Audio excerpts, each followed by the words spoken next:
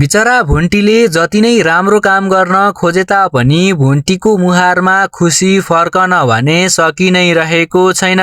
विगतको लामो समयदेखि भुन्टीले भने आफ्नो श्रीमान भूपेन्द्रको हेरचाह गर्नुको साथसाथै बोल्न र हिँडुल गर्न नसक्ने अवस्थामा पुगेको आफ्नो श्रीमान भूपेन्द्रको सेवा गर्दै आइरहेकी थिइन्। तर पनि भुन्टीमाथि गाली र गलोच वर्षन भने रोकिएकै थिएनन्। पछिल्लो समय भूपेन्द्रकी भाउजू अर्थात् भुवनकी श्रीमतीले भने भुन्टीमाथि गाली गलोच वर्षाइरहेकी थिइन्। भुन्टीकै कारण भूपेन्द्रले नयाँ जीवन पाए तापनि पछिल्लो समय भूपेन्द्रको परिवारले भने भुन्टीमाथि आरोप लगाउनुको साथसाथै उनलाई गाली गलोच वर्षाउन छोडी नै रहेका थिएनन्। यता भूपेन्द्रकी आमा बालकुमारी र उनकी छोरी भूमिकाले पनि भुन्टीमाथि भने झुटो आरोप लगाएर भुन्टीलाई दोषी साबित गर्न खोजिरहेका थिए। पछिल्लो समय भूपेन्द्र बोल्न र हिँडुल गर्न